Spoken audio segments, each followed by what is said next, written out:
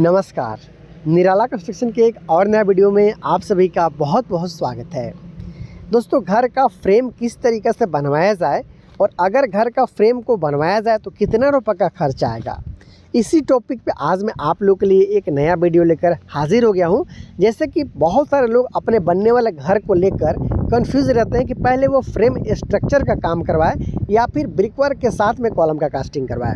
दोस्तों, आपको बिल्कुल भी टेंशन लेने की ज़रूरत नहीं है, क्योंकि आज का जो किया गया इस फ्रेम स्ट्रक्चर का काम है, इसके बारे में तो पूरा जानकारी दूंगा ही, साथ में किस तरीके से कॉलम और बीम का प्रयोग किया गया है, कितना mm का सरिया कहाँ पर उपयोग किया गया है, पूरा जानकारी के साथ में मैं आप लोग को बताने वाला हूं कि फ्रेम स्ट्रक्चर बनाने में कितना रुपये का खर्चा आता है। तो अगर आप भी अपने बनने वाले घर के लिए प्लानिंग कर रहे हो, वीडियो को पूरा देख लीजिएगा।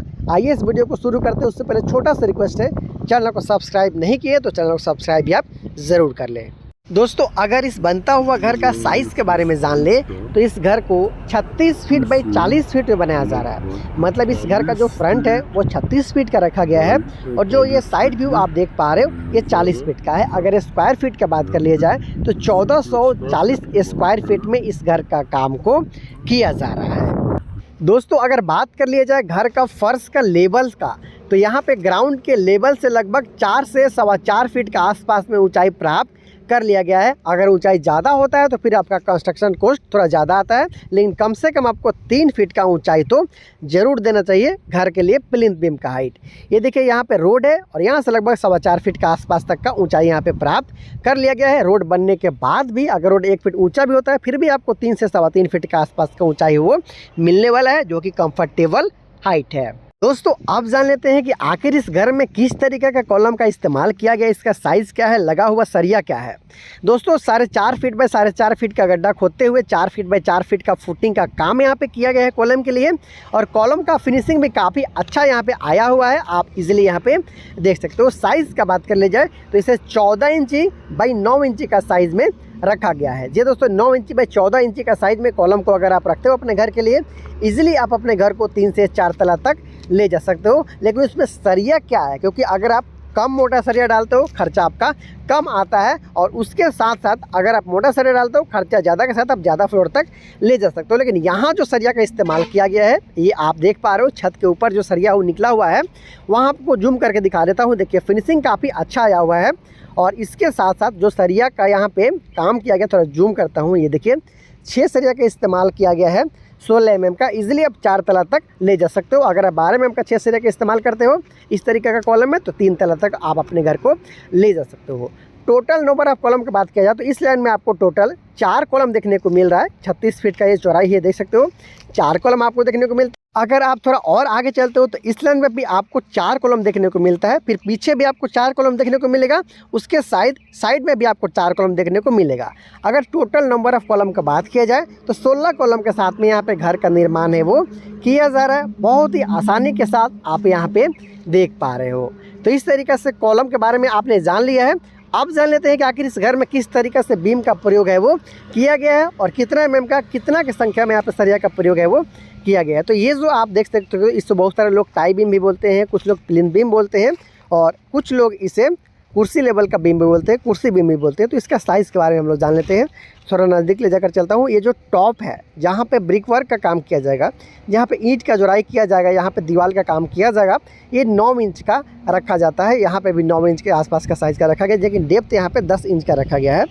जी हाँ दोस्तों, डेप्थ जो इसका है, इसका जो डेप्थ है वो 10 इंच के साथ में यहाँ पे काम है वो किया जा रहा है। आसानी के साथ आप यहाँ पे देख पा रहे हो। तो 9 इंच का आपका टॉप है, 10 इंच का डेप्थ पे यहाँ पे लाया गया है। और इसके साथ साथ 16 जो कॉलम है उसके बारे में मैंने तो आपको बता ही दिया है। इसके साथ साथ ये जो बीम है, चाहे अंदर के बीम हो, चाहे बाहर के बीम हो, चाहे प्राइमरी बीम हो या फिर सेकेंडरी बीम हो, जहाँ पे 5 इंची का दीवार करना है, बात किया जाए इनर वॉल का, तो वहाँ पे भी इसी साइज़ के बीम का प्रयोग किया गया है। ये देख सकते हो, घर के अंदर में ये जो सारा टॉयलेट, बाथरूम या फिर आपका हॉल या फिर रूम, किचन बनाया जाएगा, प्रत्येक पे जो ब्रिक वर्क किया जाएगा 10 इंची का ही यहाँ पे जो साइज़ रहता है उसी के आसपास आपको बीम का काम है वो करवाना होता है। यहाँ पे ब्रिक वर्क का काम है वो किया जाएगा। बहुत सारे लोग अंदर में भी, कुछ लोग है वो पतला बीम का प्रयोग कर लेते हैं, जहाँ पे 5 इंची का काम किया जाता है ब्रिक वर्क। लेकिन ऐसा आपको नहीं करना चाहिए। 10 इंची के साथ या फिर 9 इंची का जो आसपास का साइज़ है उसमें बीम का काम करना चाहिए। काफ़ी अच्छा फिनिशिंग यहाँ पर आया हुआ है। ये देखिए, ये जो इस घर का छत का जो काम है वो किया गया है, बहुत बढ़िया यहाँ पे फिनिशिंग है वो आया हुआ है। चाहे बीम का बात किया जाए, चाहे यहाँ पे जो स्लैब है उसका बात किया जाए, मैं चारों तरफ से घुमा कर दिखा देता हूँ। देखिए, मिस्त्री और ठेकेदार को अगर आप समय समय पे बोलते रहते हो, उनका जो ज़रूरत है उनको पूरा करते रहते हो, उनको ठीक ढंग से मटेरियल देते हो, तो आसानी के साथ आपका इस टाइप का फिनिशिंग है वो आपको लाकर दे सकते हैं। 9 इंच 12 इंच का फ्लोर का बीम है, उसे भी आप यहाँ पे देख सकते हो। तो यहाँ पे भी देख सकते हो, कहीं भी आपको हनीकॉम्ब वगैरह आया हुआ नज़र नहीं आएगा। बहुत ही अच्छा फिनिशिंग के साथ में यहाँ पे काम है वो किया गया है। और ये जो देख सकते हो, नया नया प्लाई यहाँ पे ला कर दिया गया था, जिसके कारण मिस्त्री और ठेकेदार ने काफ़ी अच्छा फिनिशिंग यहाँ पे दे पाया है। तो इस तरीक़े से इसका जो काम है वो किया गया है। लगभग 10.5 फीट का स्टैंडर्ड हाइट यहाँ पे लिया गया है घर का छत का, घर का जो फर्श होगा उससे।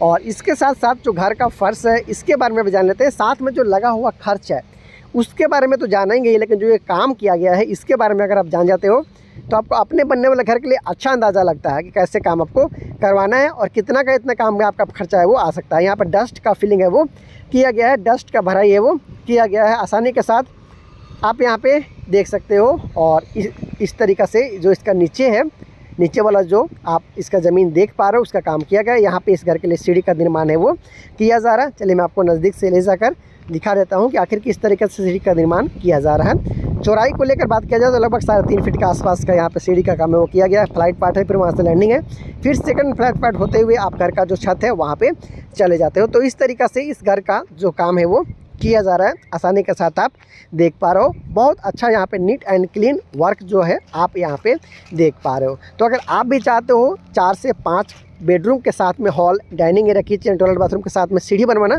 तो इस तरीके से आप अपने घर के लिए काम है वो करवा सकते हो। यहाँ पे देख सकते हो सेप्टिक टैंक का निर्माण भी किया जा रहा है घर के अंदर में। कंस्ट्रक्शन कॉस्ट इसका भी इंक्लूड कर दूंगा, इसी में आपका बताऊंगा कितना खर्चा है। डबल ब्लॉक वाला ये सेप्टिक टैंक है, यहाँ पे आप इजीली है वो देख सकते हो। यहाँ पे ढक्कन वगैरह लगाने का काम अभी बाकी है। तो इस तरीके से आपने देखा कि 16 कॉलम के साथ में जो यहाँ पे घर है उसका काम किया जा रहा है। फ्रेम स्ट्रक्चर का काम है वो कंप्लीट हो चुका है। हालांकि आने वाला दिन में इसका ब्रिकवर्क का काम है वो किया जाएगा, चारों तरफ से ईंट का जुड़ाई किया जाएगा, उसके बाद में इसका प्लास्टर का काम किया जाएगा, पेंटिंग का काम किया जाएगा, उसके बाद स्टेप वाइज इस घर को कंप्लीट है वो किया जाएगा। आपको दिखाऊंगा, बताऊंगा, और ये भी आप जानेंगे आने वाले दिन में कि किस तरीके से घर का निर्माण है वो किया जाता है। उम्मीद है आपको इस वीडियो को देखते हुए मिस्त्री और ठेकेदार का जो अच्छा यहाँ पे काम किया गया है उसको देखते हुए आपको अपने बनने वाले घर या फिर फ्रेम स्ट्रक्चर के लिए काफ़ी अच्छा जानकारी अब तक मिल रहा होगा। दोस्तों, बात कर लीजिए कि आखिर इस घर का फ्रेम स्ट्रक्चर को अब तक इतना काम करवाने में कितना रुपये का खर्चा आया है। तो इस घर के ठेकेदार के अनुसार लेबर कॉस्ट और मटेरियल कॉस्ट को इंक्लूड करते हुए जो टोटल खर्चा है वो 8,90,000 रुपये के आसपास में बताया जा रहा है। काफ़ी अच्छा यहाँ पे काम किया गया था। कॉलम और बीम को मैं आपको दिखाया था, काफ़ी हेवी यहाँ पे काम है वो किया गया था।